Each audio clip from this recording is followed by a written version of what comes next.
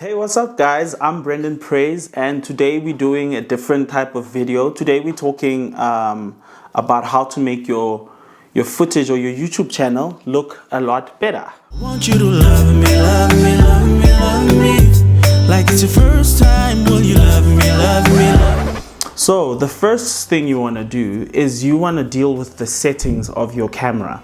I know a lot of people get intimidated when they put their camera in manual mode because then you have to do all the work. But trust me, there's certain things that you cannot achieve with your camera if it's on automatic, because when it's on automatic, it decides for you what it wants to do. So if your lighting changes, the camera then automatically changes the settings, and that can change kind of the look and feel of your video. The first thing you want to do when you grab your camera is you want to set your frame rate, right? So when you get your camera, usually it's in maybe 30 frames per second, and you want to get it to either 25 or 24. The reason you want to do this is because this is going to give your footage a better, natural, more cinematic look. The way video works is it's simple. It's kind of like a bunch of pictures put together, right? So when you do 24, it's less pictures put together, which means the movement is not as like intense.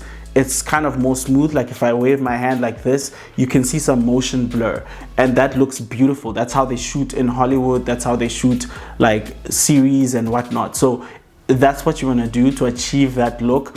And it's just gonna be more, it's gonna be more forgiving on your skin tone. It's gonna be more forgiving on the colors of your video because it's not capturing as much information as 30 frames per second. So that's the first thing you wanna do when you pick up your camera, is you wanna put it in 25 frames per second or 24 frames per second. Secondly, but still within the settings of the camera, is you want to learn how to use the three main things, which is your aperture, your shutter speed, and your ISO.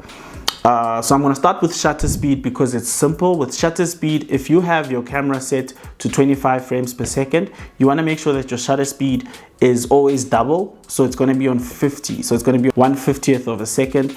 This is, I guess, this is just the rule. I don't know why. I don't know who came up with this rule, but it's set that when you shoot it that way, it looks kind of, it's not going to skip frames, it's not going to jitter like your footage, because your footage is going to look normal. So I would suggest that you follow that rule. It's called the 180 something rule. I don't know, I'm not really a tech person. Secondly, you want to make sure that your aperture, which is the f-stop, is as low as possible.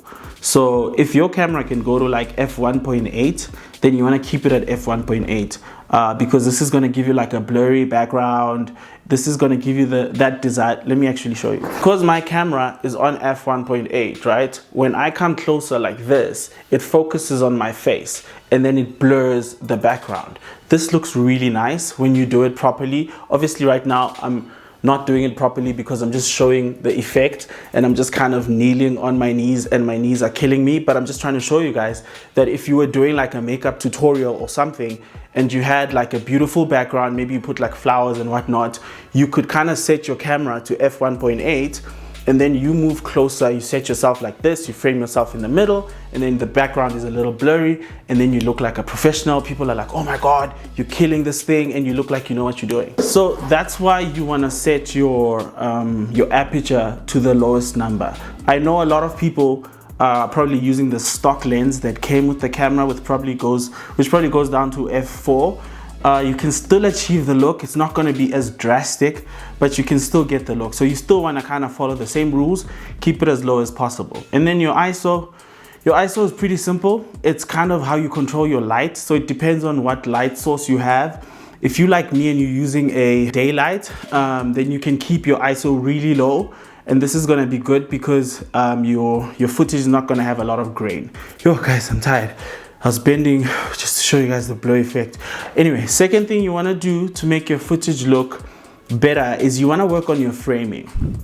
By framing, I mean what's in your shot.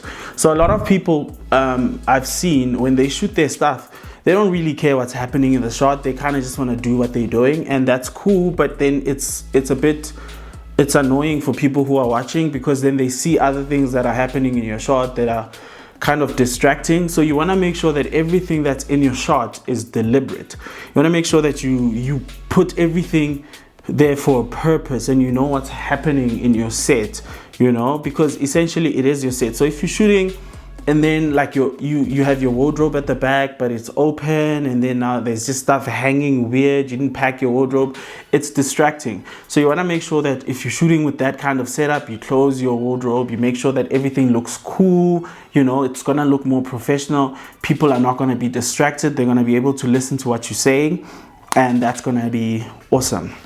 And then third thing is you want to invest in audio. Now, I know a lot of people get intimidated about getting like a mic or whatever, because mics can be expensive, but you don't have to get a shotgun. You can really get like a lapel, like what I'm using. This is probably like 300 Rand on Takealot, and it can change your video like completely, because it's going to make your audio sound so professional. And when people watch it, they're going to think, oh my God, are you like a reality show? What's going on? You're killing the game. It's going to be one of those situations. So you want to invest in your audio so that people can hear you properly and that there's no echoes. That's another reason why I like a lapel mic as opposed to a boom mic, is that a boom mic, sometimes if the room has a lot of echo, it's still gonna have a lot of echo. And if you don't know how to work your stuff post, then you're gonna struggle, you know. So lapel, it's because it's so close to your mouth, it just captures your voice in a better way, and people can hear you, and it just makes the whole video kind of look more professional. So yeah, these are the 3 things that you can do to make your footage look better. Let me know if you guys enjoyed this video, and if you guys would like more in-depth kind of tutorials of how to achieve certain stuff like color grading, or how to kind of get certain looks off your camera and stuff like that, and which equipment to get and what camera to get. Let me know if you guys would be interested in something like that. I always read the comments, and a lot of you guys ask for this, and I just thought, you know what, give the people what they want, because the people are why we do this. So the people, I hope you got what you want. And yeah, till next time, love you guys, cheers.